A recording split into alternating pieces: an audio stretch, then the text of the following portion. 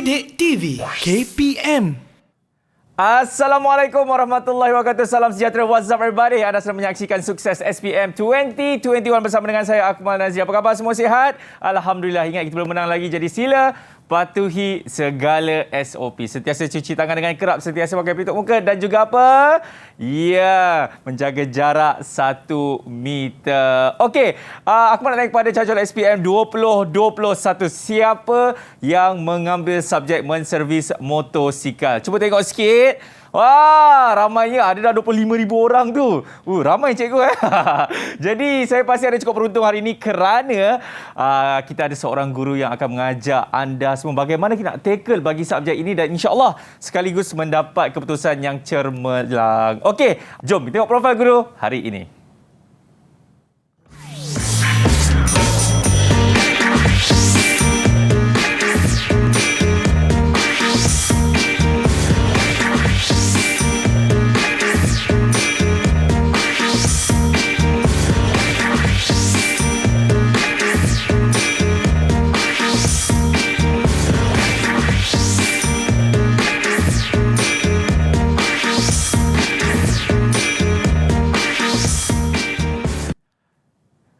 Ikhlas setiap perbuatan. Lepas tu apa cikgu?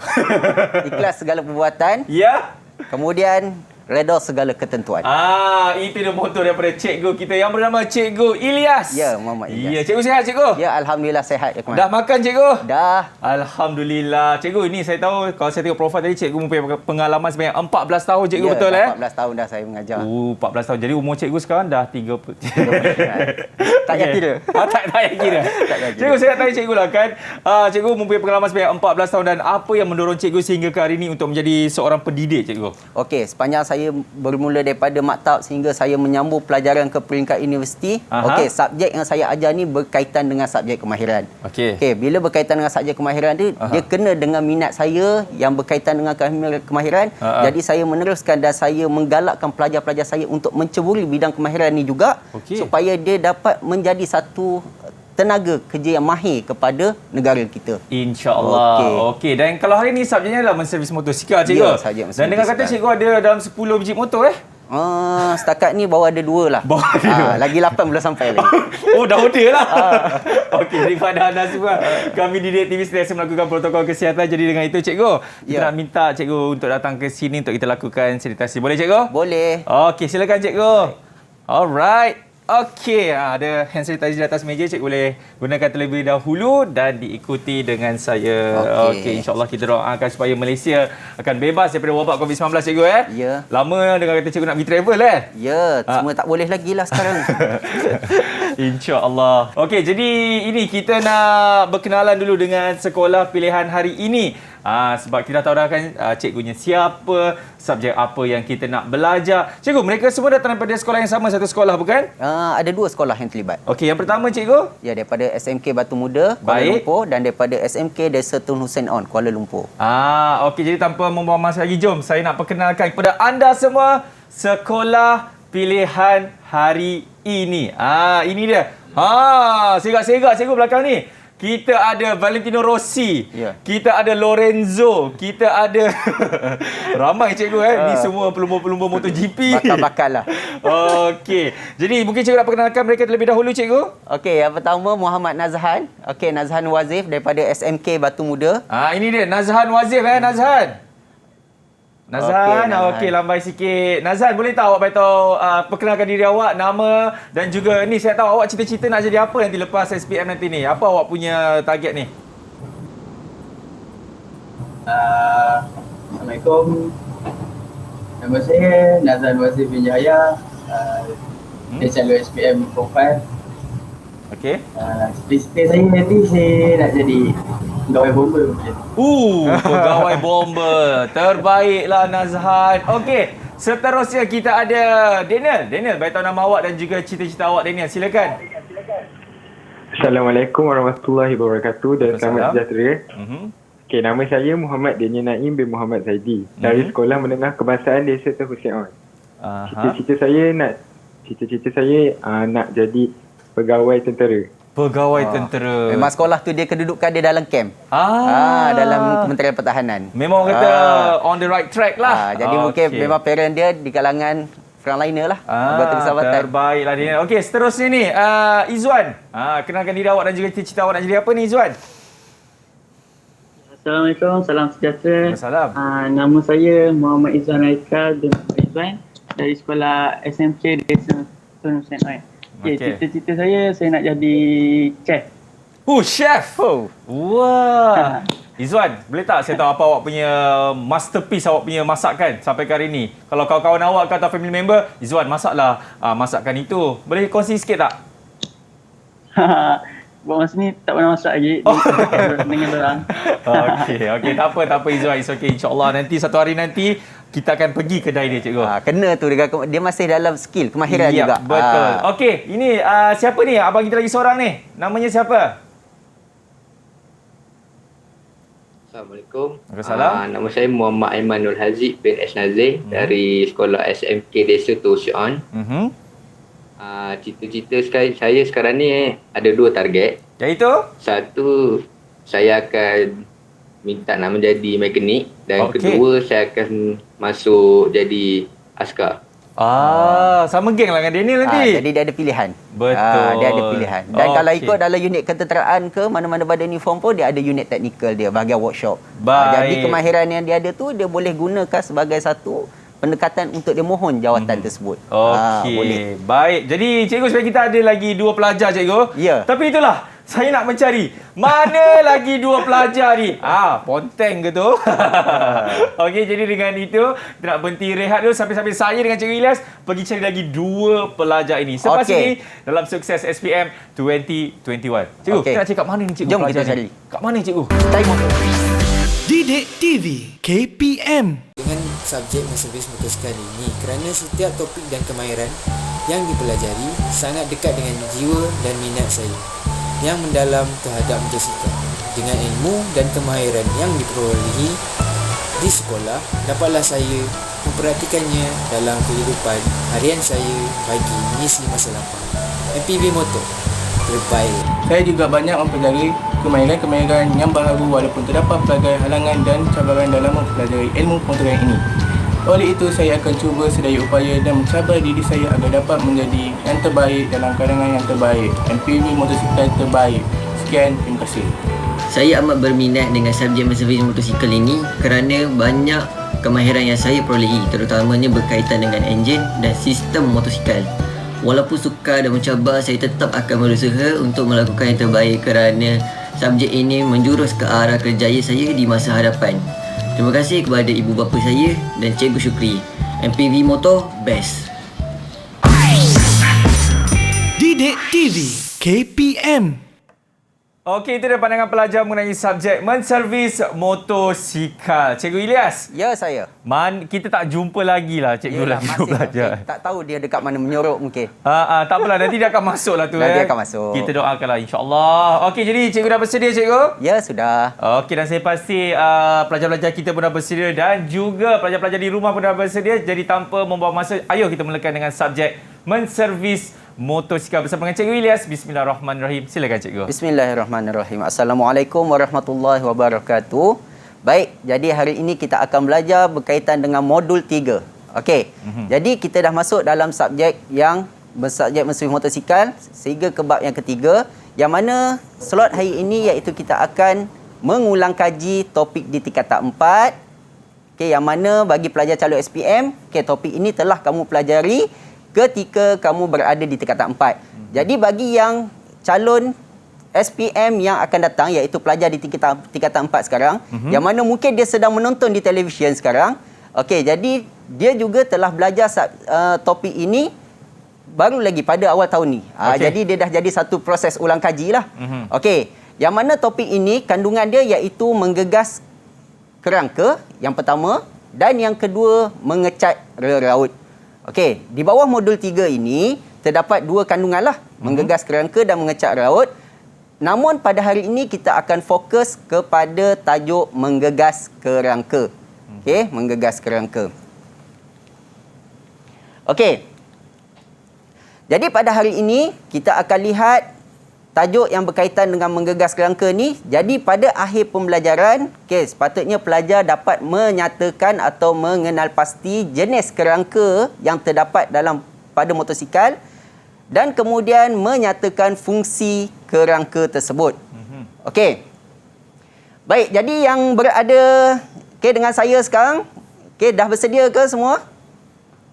Nazhan, Daniel, Izwan dan juga Denny.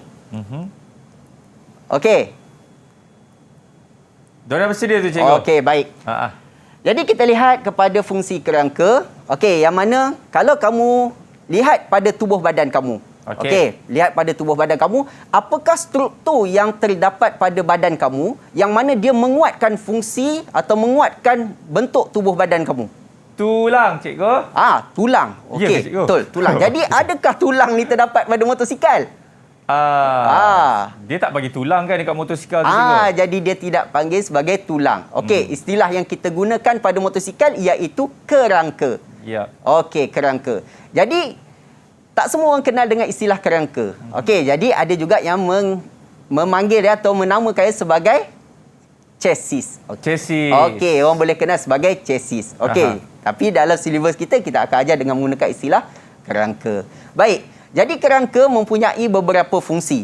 Kerangka ni mempunyai beberapa fungsi. Okey, yang pertama sebagai komponen utama dan terbesar pada sesebuah motosikal tersebut. Okey. Jadi kalau kita tengok pada motosikal, yang menyebabkan saiz dia jadi nampak besar tu, adalah bergantung pada saiz kerangka tersebut. Kalau motosikal berkuasa kecil, jadi saiz kerangka dia akan lebih kecil. Kalau kerangka tu sisi dia, kuasa dia lebih besar, jadi saiz dia akan dibina atau direka bentuk lebih besar. Sesuai dengan keadaan motosikal tersebut dan tujuan penggunaan motosikal tersebut. Ada motosikal, ada macam-macam jenis kan? Betul, cikgu. Ada macam kegunaan untuk off-road, ada untuk kegunaan perlumbaan, ada kegunaan untuk santai-santai kan? Jadi ada macam-macam jenis fungsi pada motosikal. Yang kedua, kita lihat pada fungsi kerangka yang kedua iaitu ianya memegang struktur pada motosikal. Jadi kerangka ni berfungsi, dia akan menghubungkan komponen-komponen yang terdapat pada motosikal supaya ianya dapat berkendali dan menghasilkan sebuah motosikal, seterusnya menggerakkan motosikal tersebut. Jadi sistem yang terdapat contohnya macam sistem gantungan hadapan. Ada fork, ada sistem roda hadapan, kemudian sistem gantungan belakang. Jadi segala sistem ni dihubungkan, diletakkan dengan enjin, semuanya akan bergantung pada kerangka tersebut. Macam kita kaitkan dengan tubuh badan tadi, tulang tu dia pegang semua struktur badan kita, betul? Betul. Jadi motosikal pun kerangka tu memegang semua sistem ataupun komponen yang terdapat pada motosikal, termasuklah enjin. Kemudian yang terakhir, fungsi kerangka iaitu menampung keseluruhan bebanan motosikal. Jadi penumpang dan pemuncing pun kedudukan dia berada di atas kerangka tu. Dia duduk atas kerangka. Tak ada orang naik motor dia duduk luar pada kerangka, tak ada kan? Jarang, dia duduk atas kerangka. Kemudian daripada daya yang diterima, maksudnya ketika dia melalui permukaan jalan, yang menampung berat motosikal tersebut. Jadi semuanya diterima oleh kerangka, yang mana dia bergantung pada sistem gantungan hadapan, sistem gantungan belakang. Semua daya tersebut akan berfokuskan kepada kerangka tersebut. Seterusnya kita lihat jenis-jenis kerangka. Jenis-jenis kerangka, ada 6 jenis kerangka. Yang mana kalau kita lihat pada motosikal ini, kita susah nak dapat kenal pasti kerangka ni sebenarnya. Pada motosikal sekarang, susah. Kenapa? Sebab motosikal sekarang semuanya dilindungi oleh cover set. Kita tak nampak pun kerangka dia. Sebab kedudukan kerangka ni berada di dalam. Jadi kita susah nak nampak kerangka. Tapi bagi motosikal yang sebelum-sebelum ni, pada permulaan awal wujudnya motosikal tersebut, ianya telah dilengkapi dengan kerangka dan kebanyakan kerangka dia kita dapat lihat.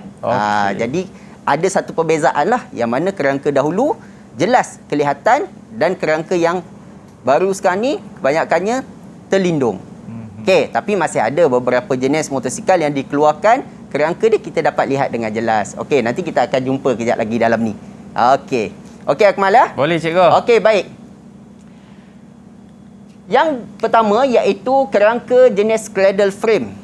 Cradle frame Okey. Cradle frame ni merupakan kerangka rekaan yang terawal. Rekaan terawal, jadi motosikal pada awal-awal permulaan dia tidak dilengkapi dengan berbagai-bagai sangat sistem macam motosikal pada hari ini.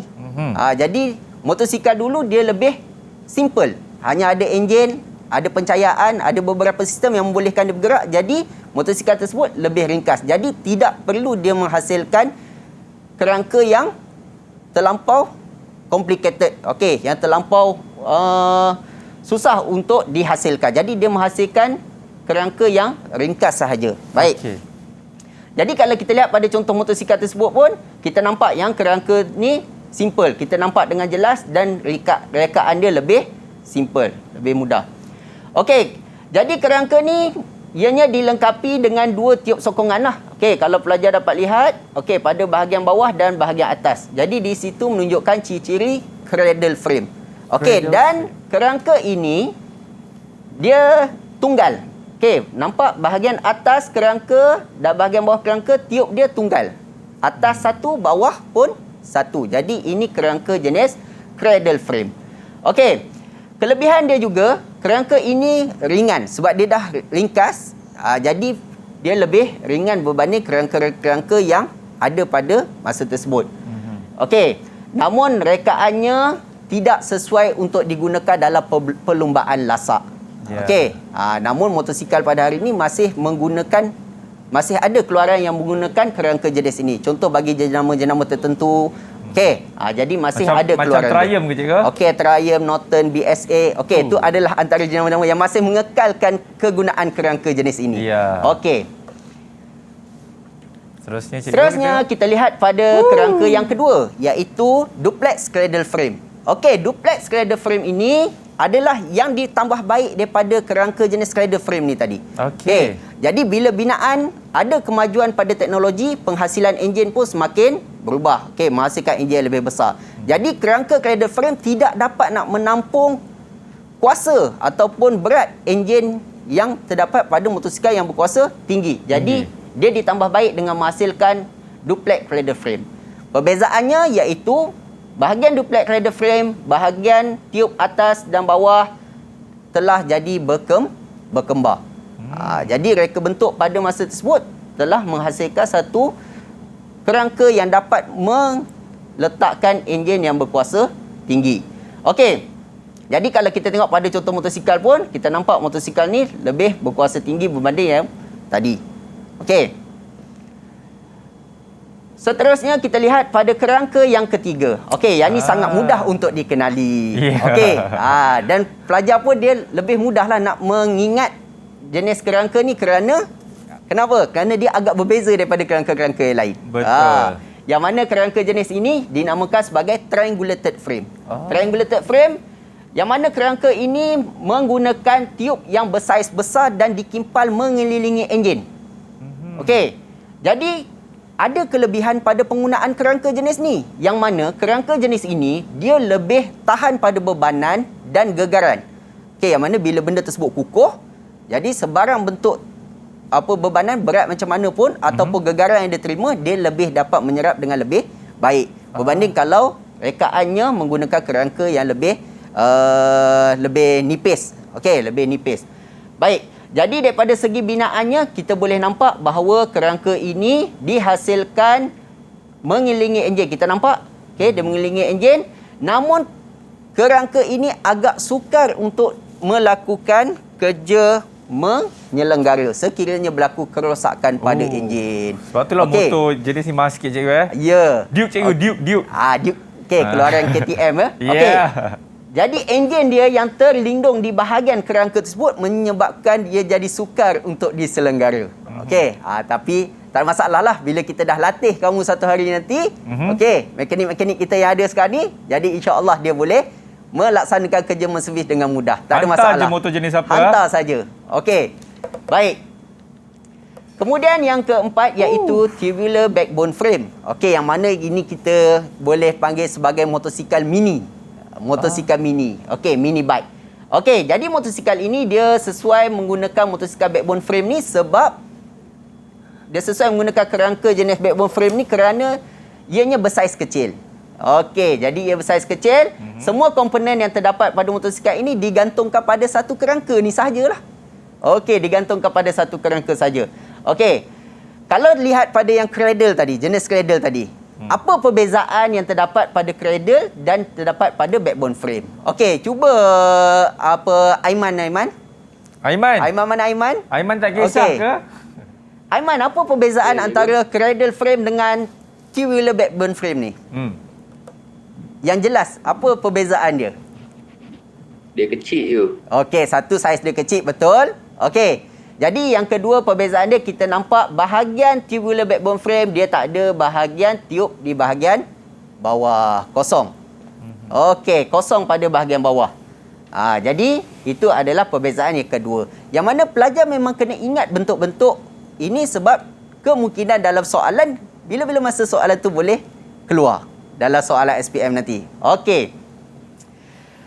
Seterusnya, motosikal jenis yang menggunakan jenis tubular backbone frame ni, dia tidak boleh membawa beban yang banyak. Okey, terhadlah pada saiz dia yang kecil, mini ni kan. Jadi janganlah dia nak gagah sangat bawa yang beban yang berlebihan. Okey, jadi bawa terhad pada penunggang sahaja. Okey, kemudian tunggangannya hanya pada kelajuan rendah saja. Okey, bila dihasilkan dengan sisi kecil, jadi pemaduan tak perlulah nak laju-laju, kan? Bawa pada kadaran yang ditetapkan sahaja. Okey, yang seterusnya, okey, underbone frame. Okey, yang kelima ya, underbone frame. Ini adalah ciri-ciri yang ditambah baik daripada tubular backbone frame tadi. Okey, daripada tubular backbone frame tadi hampir sama reka bentuk dia. Cuma pada bahagian underbone frame, dia ada satu bahagian besi yang melengkung di bahagian bawah. Okey, di sini terdapatnya perbezaan berbanding dengan tubular tadi. Baik.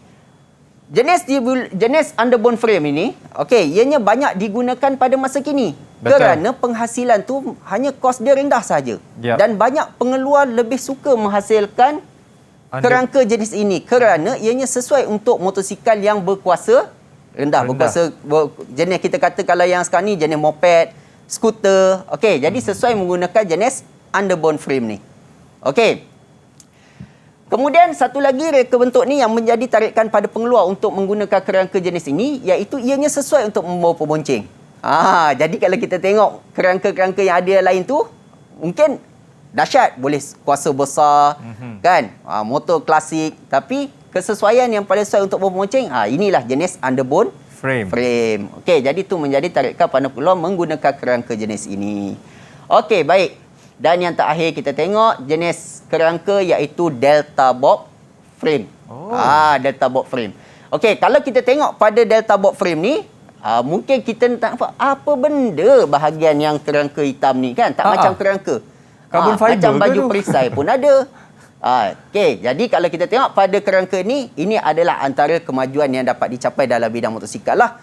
Yang mana penghasilan kerangka sedemikian, okey, dapat menjimatkan ruang, okey, dapat menjimatkan beban pada motosikal tersebut, yang mana teknologi-teknologi terbaru dimasukkan dalam penghasilan kerangka ni. Okey, kalau sebagai contoh kita tengok okey, bahagian kerangka ni kat mana roda dia? Okey, roda dia akan berada pada bahagian sini. Okey, bahagian belakang ni akan berada kedudukan tangki. Okey, ada kedudukan tangki. Okey. Kemudian kedudukan roda belakang pada bahagian belakang. Okey, jadi kedudukan kerangka. Kita nampak kedudukan kerangka dia macam tu. Dia duduk dekat bahagian dalam, bawah tangki tersebut. Okey, jadi kelebihan menggunakan kerangka jenis delta box frame ini, okey, iaitu ianya dapat menempatkan tangki bahan api yang besar dan juga enjin yang besar. Sebab apa? Kedudukan bawah enjin dia kosong banyak. Okey, bahagian bawah ni kosong banyak. Jadi ruang bawah ni boleh kita letakkan enjin yang besar. Okey, enjin besar. Setakat ni ada enjin berapa? Mungkin kalau bagi motosikal kita ada 4 silinder enjin. Betul? 4 silinder enjin. Sama macam saiz enjin kereta. Jadi besar enjin tersebut. Jadi motosikal tersebut berkuasa tinggi. Jadi sangat sesuai. Kemudian bahan yang digunakan untuk penghasilan kerangka ini ialah alloy aluminium. Jadi kalau yang sebelum ni kita gunakan besi biasa saja.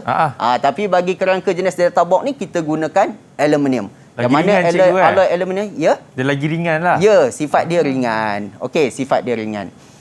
Dan bila sifat dia ringan, ia sesuai untuk digunakan dalam perlombaan. Contohnya macam MotoGP.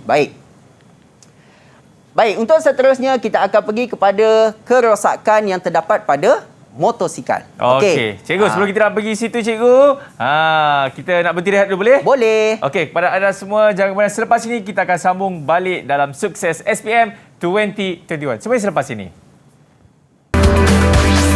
Didik TV KPM. Masih lagi menyaksikan Sukses SPM 2021 bersama dengan saya Akmal Nazri dan juga Cikgu Valentino Rossi kita, Cikgu Ilyas kita. Okey, Cikgu. Kita boleh sambung, Cikgu? Boleh. Let's go. Okey, baik.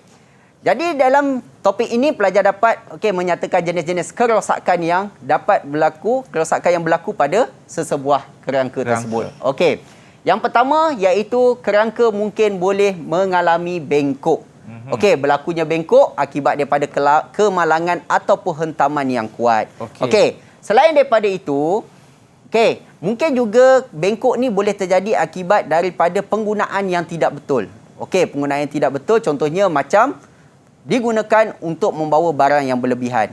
Okey, kegunaan motosikal untuk membawa penumpang saja. Okey, tapi digunakan untuk bawa beban yang berlebihan. Okey, angkat barang buat untuk jualan berniaga. Okey, jadi kegunaan tu dah bertukar, jadi mungkin boleh menyebabkan bengkok pada kerangka.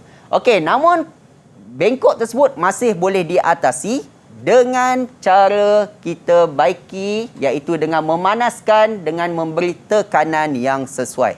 Okey, kita panaskan pada bahagian yang bengkok dan kita bagi tekanan sesuai, jadi ianya dapat balik ke kedudukan asal lah. Okey. Cuma saya nak bagi tanya pada pelajar. Okey, boleh ke sekiranya kerangka pada motosikal ni kita ganti dengan yang baru? Kalau rosak terlampau teruk sangat, kita ganti dengan kerangka yang baru. Kita tak perlu repair tapi kita ganti dengan yang baru. Boleh ataupun tidak? Izzuan, boleh Izzuan? Boleh, cikgu. Boleh. Okey, jadi kerangka ada jual di pasaran? Ada part-part yang ada dijual lah. Okey, jadi ada part-part yang dijual. Okey, jadi bergantung kepada jenis motosikal tersebut lah. Okey, ada setengah motosikal yang kerangka dia masih ada di pasaran. Jadi, kalau berlakunya kerosakan pada kerangka ni, kita boleh ganti terus kerangka tersebut dengan yang baru. Cuma kita perlu dapatkan pengesahan daripada jabatan yang berkaitan lah. Okey, JPJ ke, Puspakom. Jadi, kita dapatkan pengesahan, kita boleh ganti dengan kerangka yang baru. Standby duit je? Ya, betul.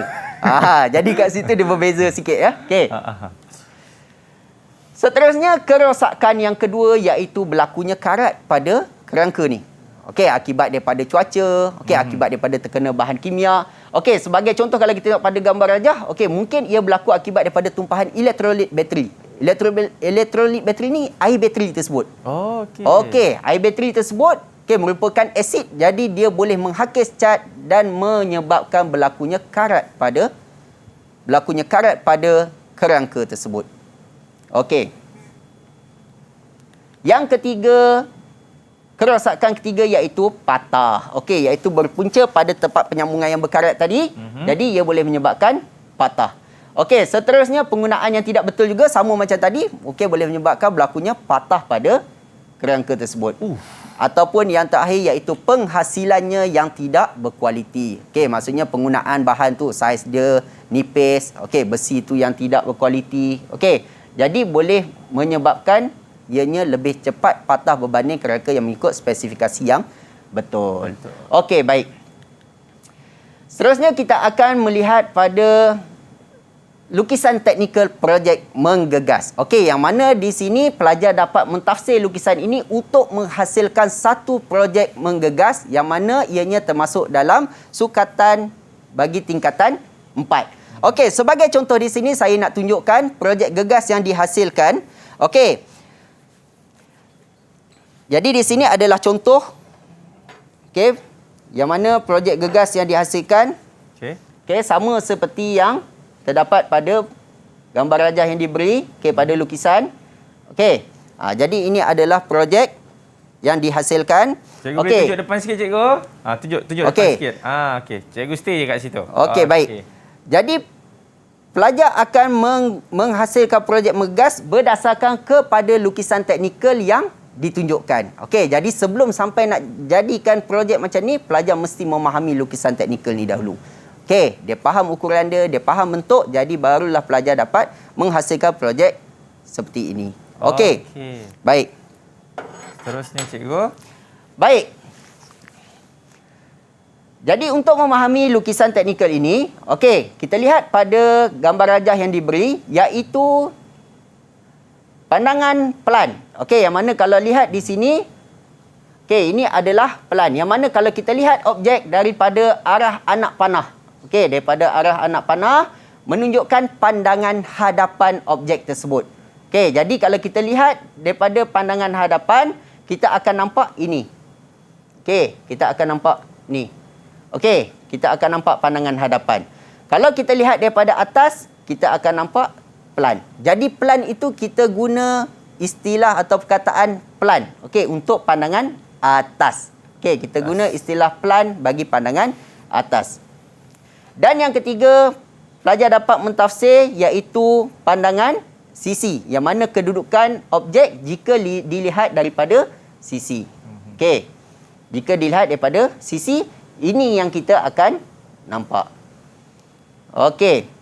Jadi selepas pelajar memahami lukisan teknikal ini, barulah pelajar dapat memindahkan segala ukuran di atas besi ataupun plate projek ini, memindahkan ukuran, kemudian menanda dan kemudian barulah menghasilkan ataupun mengikut proses-proses yang seterusnya seperti memotong, kemudian menebuk dan barulah kita membentuk sehingga siap projek sampai jadi macam ni. Okey. Seterusnya, kita akan pergi kepada teknik menjawab soalan. Okey, untuk teknik menjawab soalan ni, okey, bagi KSSM yang baru pada tahun ini, okey, kamu merupakan calon yang pertama menjawab soalan SPM yang berbentuk soalan KSSM lah bagi silibus yang baru. Jadi agak berbeza dengan soalan-soalan tahun sebelum ni lah. Jadi soalan bagi KSSM yang baru ni adalah banyak berbentuk ABC yang pelbagai. Okey, ABC yang pelbagai. Jadi kita akan lihat contoh-contoh soalan dan pelajar boleh menyumbangkan jawapan untuk soalan ni. Jadi kita uji balik kemampuan kamu dengan menjawab soalan yang saya sediakan ini. Okey. Baik, ini adalah contoh soalan yang mana soalan ini berbentuk padanan. Okey, soalan ini adalah soalan berbentuk padanan. Okey, yang mana soalan berbentuk padanan ini kamu kena padankan dengan jawapannya di bawah. Okey. Contoh soalan 1. Okey, jadi ni kita minta pelajar untuk bersedia. Okey, tengok jenis-jenis kerangka ni nanti kamu cuba jawab dekat bahagian bawah. Okey, contoh soalan 1. Okey, berikut menunjukkan jenis kerangka motosikal. Okey, yang ada tadi kita belajar tadi, cradle frame, delta box, duplex cradle frame, triangulated underbone dan juga tubular backbone frame. Okey. Soalan dia, pilih dan tuliskan padanan bagi jenis kerangka dengan ciri-ciri yang betul pada ruang jawapan. Okey, jadi kita lihat pada ciri-ciri yang diberikan, kamu sesuaikan dengan jawapan yang telah diberikan di atas tadi. Okey, jadi jawapan dah sediakan ke atas, kamu just ambil saja, isikan pada ruang jawapan. Dengan cara apa? Dengan tulis. Okey, tulis balik jawapan tersebut. Okey, kita lihat yang pertama. Okey, Nazhan mungkin boleh cuba soalan yang pertama ni. Ianya dibuat berasaskan alloy aluminium yang bersifat ringan. Kerangka jenis apa tu, Nazhan?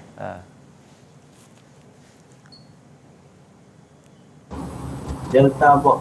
Okey. Jadi yang pertama ni delta box, iaitu yang dihasilkan menggunakan alloy aluminium yang bersifat ringan. Okey, jadi bagus Nazhan.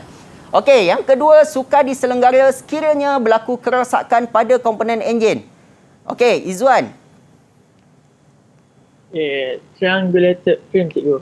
Okey, kalau kita tengok pada triangulated frame tu yang mana bentuknya menutupi bahagian atas enjin. Jadi dia sukar diselenggara. Okey, kita lihat jawapan. Okey, betul. Yang ketiga, sesuai bagi motosikal berkapasiti sisi enjin yang kecil. Jadi ni apa ni? Danny. Apa jawapan yang sesuai untuk soalan ni? Daniel tidur ke? Tak dengar. Aiman, cuba Aiman. Aiman boleh, Man? Aiman? Tubular backbone, cikgu. Okey, tubular backbone. Okey, jadi tubular backbone sesuai bagi enjin yang berkapasiti sisi enjin yang kecil. Okey. Seterusnya banyak dihasilkan kerana kos yang murah dan sesuai bagi membawa pemuncing. Ni yang tadi, yang banyak dikeluarkan oleh pengeluar tadi. Apa dia ni? Daniel dengar tak suara kami di studio sekarang ini, Daniel? Daniel? Daniel kalau dengar tunjuk good, Daniel. Kalau tak dengar, tak payah buat apa-apa. Tak dengar. Oh tak, okey. Tak apa. Jadi cikgu mungkin boleh berikan jawapan untuk soalan itu? Jadi yang jawapan seterusnya iaitu underbone frame. Okey, mana ia banyak dikeluarkan dan sesuai untuk membawa pembonceng. Okey, kita lihat pada soalan yang kedua. Okey, soalan kedua adalah berbentuk tanda betul salah. Okey, tanda betul salah. Jadi untuk tanda betul salah ni pelajar kena perhati betul-betul. Sama ada kamu kena tulis perkataan betul dan tulis perkataan salah, okey, ataupun kamu boleh menggunakan simbol sahaja, betul ataupun salah. Okey.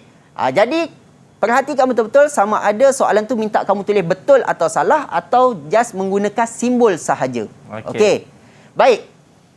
Kita lihat pada contoh penyataan kerosakan. Okey, kerangka boleh bengkok berpunca dari kemalangan yang teruk ataupun hentaman yang kuat. Okey, betul ke salah? Betul. Okey, betul. Okey, betul Akmal. Yang kedua, bahan pembuatan yang berkualiti juga menjadi punca kerangka mudah patah. Bahan tu dah kualiti tapi kerangka tu boleh jadi mudah patah. Okey, Izwan, nak cuba Izwan? Salah, cikgu. Okey, salah. Okey, betul salah Baik, yang ketiga, bahan kimia seperti elektrolit, bateri motosikal juga boleh menyebabkan berlakunya karat pada motosikal. Betul. Betul. Okey, betul. Baik, yang keempat, kerangka boleh patah akibat dari kekerapan membrek. Banyak sangat brek sampai kerangka tu boleh patah. Betul? Ini saya tak sure, saya bagi diorang cikgu jawab. Okey, cuba. Aiman. Betul ke salah kawan-kawan? Salah je. Salah cikgu. Okey, salah. Kita tengok. Okey, salah. Okey, jadi banyak membrek tidak menjejaskan kerangka Okey, seterusnya yang terakhir, kerangka yang bengkok boleh dibaik pulih dengan cara memanaskan pada bahagian bengkok dan diberikan tekanan yang sesuai. Betul. Betul. Okey, betul. 10 Baik. markah untuk cikgu. Okey, jadi ini adalah bentuk soalan yang berkaitan betul salah. Okey, jadi pelajar dah dapat tengok bentuk soalan untuk SPM yang akan kamu hadapi pada tahun hadapan ni. Okey. Soalan contoh yang ketiga. Okey, berikut menunjukkan produk yang dihasilkan dalam projek menggegas. Okey, jadi menunjukkan arah anak panah, menunjukkan arah pandangan hadapan. Okey. Jadi, jadual menunjukkan pandangan lukisan teknikal projek gegas. Okey. Pandangan apa tu? Okey, siapa nak cuba? Pandangan apa? Saya, cikgu. A tu pandangan apa? Tu pandangan sisi, cikgu. Okey, pandangan sisi. B pandangan hadapan. Okey, B pandangan hadapan. C pandangan atas ataupun plan. Okey, pandangan atas ataupun plan. Okey, bagus. Okey, kita tengok jawapan dia. Okey, A pandangan sisi, B pandangan apa? Hadapan, dan C plan, pandangan atas. Okey, baik. Okey, jadi ini adalah bentuk soalan yang mana kamu hanya betulkan, tulis dia punya jawapannya pada bahagian ruang kosong. Okey. Soalan yang keempat. Okey, soalan contoh yang keempat. Berikut merupakan sebahagian langkah kerja menggegas. Okey, yang mana dalam soalan keempat ni adalah berbentuk menyusun mengikut urutan. Menyusun ikut urutan. Jadi bila susun ikut urutan, kita kena tengok langkah-langkah. Ada langkah-langkah yang mana kita dahulukan, kita kena dahulukanlah. Langkah yang kemudian, kita kena kemudian. Supaya dia mengikut susun atur yang betul. Okey, baik. Jadi berdasarkan pada penyataan tersebut, penyataan ni tidak mengikut urutan lah. Dia susun A, B, C, D dan E ni tidak mengikut urutan. Jadi pelajar hanya perlu susun balik supaya jadi satu urutan yang betul. Okey, baik. Jadi kita tengok penyataan langkah kerja. Memotong mengikut garisan menggunakan gergaji besi untuk A. B. Membenang pada bahan projek menggunakan alat pembenang dalam. C. Mengukur panjang dan lebar bahan projek menggunakan angkut linear. D. Membengkok bahan projek menggunakan penukul besi. E. Menanda garisan lurus menggunakan penggarit. Okey, jadi berdasarkan kepada kata kerja yang berada di hadapan ni. Okey, berdasarkan pada kata kerja yang berada di hadapan ni, okey, pelajar mesti dapat menentukan proses dia yang betul. Okey, lihat pada kata kerja yang terdapat pada pernyataan tersebut. Okey, yang pertama kita lihat dalam proses penghasilan projek ni, okey, yang pertama apa dia? Yang pertama iaitu kita mengukur. Mesti kita ukur dulu bahan projek kita. Okey, jadi yang C ni akan jadi yang pertama. Okay. Selepas kita ukur, kita mesti nak tanda bahagian mana yang kita nak potong. Okey, jadi kita pilih iaitu kerja menanda. Okey, yang ketiga iaitu kita memotong. Okey, jadi dalam kerja memotong ni pelbagailah.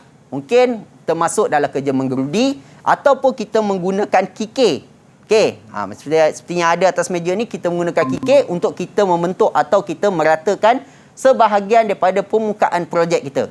Okey, jadi dalam memotong ni luaslah, kerja memotong ni luas. Okey, jadi selepas memotong, kita akan melakukan proses membenang. Okey, kita akan lakukan proses membenang. Okey, dan yang terakhir, barulah kita membengkokkan projek yang kita hendak hasilkan tersebut. Okey, jadi berdasarkan kepada proses tersebut, kamu kenal kata kunci pada bahagian hadapan, okey, pernyataan tersebut. Jadi insya-Allah kamu dapat jawab soalan yang macam ni. Okey. Itu kata kunci yang depan, cikgu. Baik, betul. Tahu, kalau kita tahu yang mana satu memotong, menanda, insya-Allah kita dapat jawab soalan berbentuk betul. ini, cikgu. Ya. Okey, kita berhenti rehat dulu, cikgu. Boleh. Selepas ini kita akan sambung balik dalam Sukses SPM 2021. Didik TV KPM. Okey, masih lagi menyaksikan Sukses SPM 2021. Kepada anda yang terlepas tadi, jangan risau. Nanti boleh tengok semula di YouTube Didik TV KPM. Okey, cikgu. Ya. Di segmen terakhir ni, kita nak apa lagi yang cikgu nak kongsikan kepada kami semua ni, cikgu? Okey, baik. Jadi ada beberapa bentuk soalan lagi yang kita belum lihat lagi. Okey. Jadi ni adalah satu petunjuk lah pada kamu yang mana bila kita dapat teknik menjawab ni, insya-Allah membantu kamu dalam menjawab soalan untuk SPM 2021 dalam kertas menservis motosikal ini. Okey. Baik. Jadi tadi kita dah susun langkah-langkah tersebut. Okey, yang mana kita tahu susunan langkah tersebut bermula dengan kerja apa? Menanda. Okey, bermula dengan mengukur, menanda, memotong. Okey, kemudian mengukur, menanda, memotong, kemudian kita membenang. Okey, membenang dan yang terakhir kita akan membentuk projek tersebut. Okey. Jadi senang saja untuk menjawab soalan sini, soalan bagi soalan contoh 5. Contoh 5. Okey, soalan contoh 5 adalah soalan yang berbentuk pengkelasan. Okey, soalan yang berbentuk pengkelasan yang mana di sini diberikan alatan-alatan yang digunakan dalam kerja menggegas tadi. Okey, alatan-alatan yang digunakan dalam kerja menggegas tadi. Okey, jadi alatan-alatan yang ada contohnya macam pembaris, okey, kemudian ada penggarit, ada penembuk pusat dan juga angkut vinyl. Okey, jadi di sini ada dua lah kategori alatan yang digunakan, iaitu alatan bagi kerja mengukur dan juga alatan bagi kerja menanda. Jadi dalam bentuk soalan sebegini, pelajar perlu kelaskan alatan tersebut mengikut pengkelasan yang betul lah. Okey, kita lihat. Kelaskan alatan tersebut mengikut proses kerja yang betul dengan menulis A, B, C, D pada ruang jawapan. Okey, jadi kalau tengok balik, okey, A adalah pembaris. Dia sesuai dengan angkut vinyl sebab digunakan untuk kerja mengukur. Manakala penggarit digunakan dengan penembuk pusat untuk kerja menanda. Okey. Jadi kita lihat jawapan. Okey, B dan juga C iaitu alatan untuk menanda, iaitu tadi penembuk pusat dan juga penggarit, manakala untuk mengukur pembaris dan juga angkut vinyl. Okey. Soalan 6. Okey, ni soalan terakhir yang mana soalan 6 ni iaitu soalan susun juga mengikut urutan. Tapi ini adalah berkaitan dengan kerja baik pulih reraut. Okey, termasuk juga dalam di bawah modul 3 ni terdapatnya kerja baik pulih reraut. Okey, berikut menunjukkan proses kerja membaik pulih reraut yang tidak ikut urutan. Okey, cumanya beza dengan soalan susun atur yang atas tadi tu. Soalan susun atur yang atas tadi tu dia beri kedudukan tersebut ada A, B, C, okey, D dan E.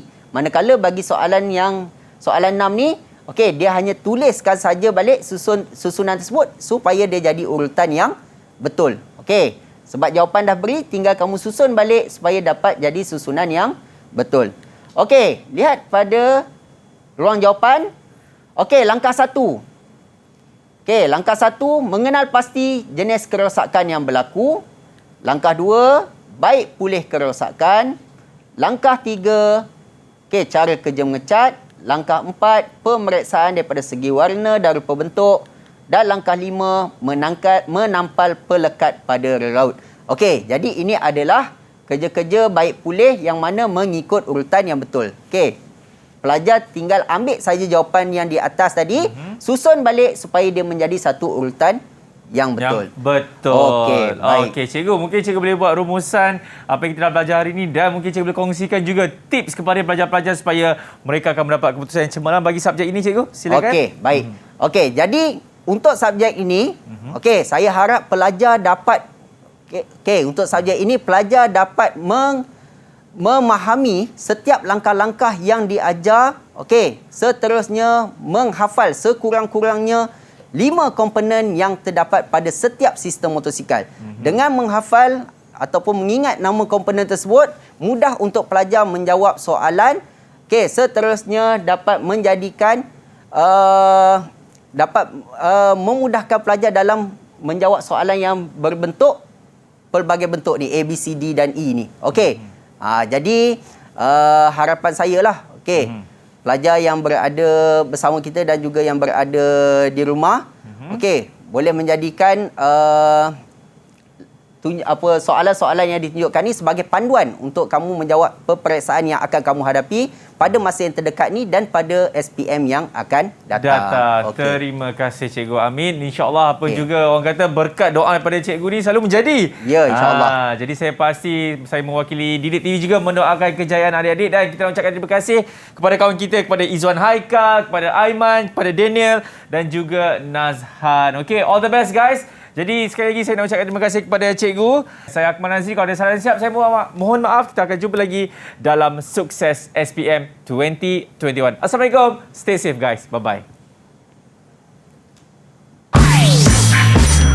Didik TV KPM. Assalamualaikum. Saya Syariah binti Abu, ibu kepada Muhammad Arif Adham bin Ramli, berharap anak saya dapat menunjukkan potensi diri yang positif dalam subjek kemahiran menservis motosikal sekaligus mendapat keputusan yang cemerlang dalam peperiksaan SPM akan datang. Saya juga sentiasa mendoakan kejayaan anak saya dalam setiap bidang yang dicuburinya. Tidak lupa juga saya mengucapkan ribuan terima kasih kepada guru-guru yang terlibat dalam subjek ini. Jasa guru akan kami kenang hingga ke akhir hayat. Sekian, terima kasih. Assalamualaikum, saya Zuraida Sharif, ibu kepada Luqman Afiq bin Muhammad Ali Hanafiah, berharap agar anak saya dapat memberikan komitmen yang tinggi untuk semua subjek SPM, terutamanya subjek menservis motosikal. Kerana di bidang ini mereka boleh memilih untuk menyambung pengajian atau terus bekerja dalam industri permotoran. Saya doakan agar anak saya dan semua calon SPM 2021 dipermudahkan segala urusan mereka. Terima kasih juga pada semua guru-guru yang telah mengajar mereka.